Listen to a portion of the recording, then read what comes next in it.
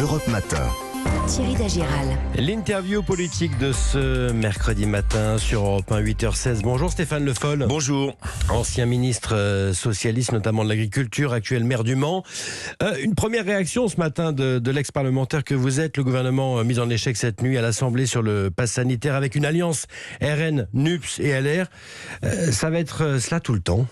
Je ne sais pas. En tout cas, l'image que ça donne, c'est une forme de charivari dans la tête, des lignes politiques.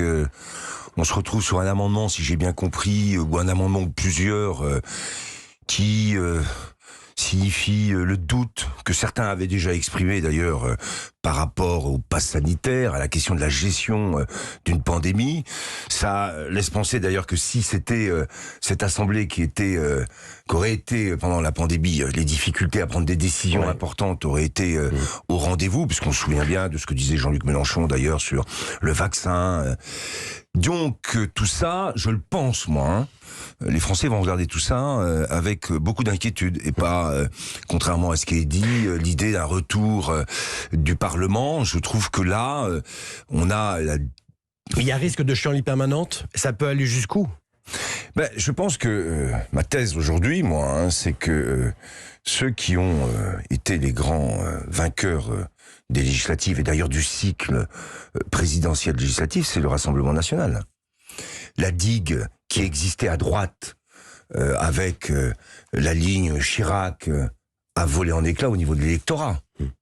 C'est très clair. Et d'ailleurs, on voit bien dans la stratégie de Marine Le Pen, elle s'installe pour normaliser sa présence, parce qu'elle a compris qu'une partie de ce qui faisait l'échec... Ce qu'a réfuté hier Elisabeth Borne lors des questions gouvernementales. Voilà, aujourd'hui, ce n'est plus ce qui existe réellement. Donc, à partir de là, tout ce qui va donner l'impression que c'est la chienlit, eh bien, comme ça a été dans l'histoire, quand c'est la chienlit, face à la radicalité des positions, il y aura un ordre radical. Voilà. Donc, je le dis et je préviens. Le Rassemblement national sera en position. Ce qui s'est passé avec les législatives et la présidentielle, c'est qu'aujourd'hui, l'hypothèse que jusqu'ici personne n'envisageait d'une victoire du Rassemblement national, elle est là, très clairement. Parlons de vous à présent. Est-ce que vous êtes encore socialiste? Est-ce que vous êtes encore membre du PS à l'heure où l'on se parle ce matin? Je suis toujours membre du PS tant qu'on m'a pas exclu. C'est ça. Donc j'attends avec impatience la lettre d'exclusion. Parce que le premier secrétaire Olivier Faure, faut l'expliquer, qui a rejoint donc la coalition de la NUPS, veut exclure ceux qui se sont opposés à cette alliance. Il y a 79 personnes, dont vous. Oui, alors je ne sais pas exactement de quoi il s'agit, suspendu, exclu, bon, j'en sais rien. Tout ça... C'est une purge pour vous ou pas? Je sais pas, il faudra demander au premier secrétaire et sa direction rapprochée, là, qui parle beaucoup, qui s'agite beaucoup. Moi, ce que je pense, c'est qu'aujourd'hui, s'aligner sur le programme de la France Insoumise dans le cadre de la NUPS, prendre même les attitudes de la France Insoumise, puisque Olivier Faure, il n'y a pas très longtemps, a été pris d'une colère et s'est mis à parler extrêmement fort pour une fois, mais dans une attitude qui copie, après avoir pris la partie programmatique, maintenant on copie les attitudes de la NUPS et de la France Insoumise. Je le dis, ce n'est pas la bonne stratégie. C'est même une stratégie. Quelle est la bonne stratégie alors? La bonne stratégie, c'est essayer de retrouver une sérénité, une force politique qui s'appuie d'abord sur une capacité à expliquer et à exprimer la force d'alternance, de gouvernement, mais pardonnez-moi, de Stéphane Le sérénité. Foll, les Français ont voté pour un législatif. Oui, bien sûr. S'ils avaient voulu du PS et des dissidents du PS, ils auraient voté pour vous. D'abord, il faut regarder la séquence. Les fameux dissidents que vous appelez comme ça, on fait... Il faut bien mettre un nom. Oui, il faut bien mettre un nom. C'est hors cadre de la NUPS. Dans un contexte, en 3 semaines, combien ont-ils fait en moyenne? Ils n'ont pas été élus. Non, mais combien ont-ils fait en moyenne? Plus de 11%. Ils n'ont pas été élus. Ils sont pas dans l'hémicycle. Mais plus de 11% sans l'étiquette PS. Simplement avec des candidatures hors on peut dire que vos idées sont bonnes, sauf qu'elles n'ont pas été... Oui, mais attendez, on est dans un cycle qui se terminait, électoral, et qui en 3 semaines a donné le résultat que vous évoquez. Est-ce que pour autant le PS, dans l'accord NUPS, a fait un résultat, lui, qui était supérieur à ce qu'avait été d'ailleurs le résultat de 2017? Non. Moins de 30 députés. Et dans ces députés, d'ailleurs comptés aujourd'hui dans le cadre du PS, il y a des députés qui avaient refusé de porter la cornups. Donc tout ça est à relativiser. La séquence présidentielle législative est terminée. Maintenant, il faut reconstruire une gauche. Alors voilà le sujet. Gauche, justement, samedi, vous allez rassembler des socialistes dissidents ou Non, ceux des qui n'ont pas socialistes. suivi la NUPS. Voilà, parce que c'est... Notamment, il y a Carole Delga, présidente de l'Occitanie, l'ancien Premier ministre Bernard Cazeneuve, il y aura Jean-Christophe Cambadélis. Pourquoi faire? Justement pour penser Mais pensez. l'espace politique qui va se créer. Oui. Alors je vais m'expliquer Oui. stratégiquement. L'espace politique qui va se créer parce que Emmanuel Macron, c'est son dernier mandat. Le macronisme a eu une difficulté majeure, c'est à se concevoir lui-même, sauf avec le en même temps, j'en pique un peu dans tous les paniers et à la fin, on a le résultat qu'on a aujourd'hui. Donc le macronisme a fini son cycle et vous verrez d'ailleurs très vite que chez Macron, entre Édouard Philippe et d'autres, il va y avoir cet enjeu Bien de sûr. l'après-Macron. Comme à Donc, chaque dernier il mandat. faut qu'on soit capable de regrouper la gauche européenne et solidaire, parce que celle-là, elle est partie. Ou chez Macron, ou dans l'abstention. Et puis, retrouver un langage, un discours qui s'adresse à ce que j'appelle les couches insécurisées, qui, aujourd'hui, dans leur large majorité, votent pour le Rassemblement national. Stéphane Le Foll, comment vous en êtes arrivé là? Comment on en est Qu'est-ce qui arrivé s'est là? passé? La faute à qui?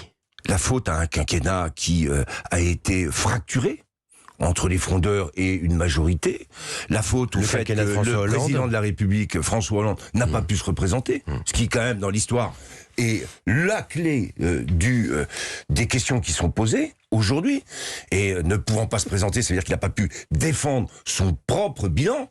Et c'est bien le sujet qui est aujourd'hui sous-jacent. C'est que les critiques d'une partie de la gauche portent sur le bilan de François Hollande. Il n'a pas été défendu, donc chacun a pu, à partir de là, occuper cet espace. J'ai été un des seuls, depuis 5 ans, à essayer à la fois de défendre une partie très claire de ce bilan, qu'on peut contester sur un certain nombre d'aspects, mais qui globalement avait une ligne et une stratégie, pour essayer de penser l'avenir. C'est bien ça le sujet. Eh bien, je continue sur ma ligne. Je ne change pas. Je ne suis pas, comme beaucoup, aujourd'hui, quelqu'un qui va être... en fonction du vent, en train de changer. Je suis pas une girouette. Et pourtant, je me souviens, vous étiez très proche d'Olivier Faure, très proche de François Hollande. Vous Je ne sais pas l'évoquiez. si j'étais très proche d'Olivier Faure ou si c'était Olivier Faure qui était très proche de moi, puisque moi j'étais directeur de cabinet, Olivier Faure était directeur adjoint. Vous évoquiez François Hollande, c'est quand même le grand absent. Il n'aurait pas intérêt à parler aujourd'hui? Mais si il doit parler, François Hollande, c'est justement pour expliquer ce qu'il a fait. C'est pas simplement pour penser l'avenir. C'est que le sujet, c'est pourquoi j'ai fait ce que j'ai fait. Et qu'est-ce que je considère être absolument nécessaire, qui a été nécessaire à l'époque et au moment où je l'ai fait, et qu'est-ce qui a porté aujourd'hui un certain nombre d'enjeux, de résultats. Et puis après, il y a aussi une critique sur ce qui s'est passé.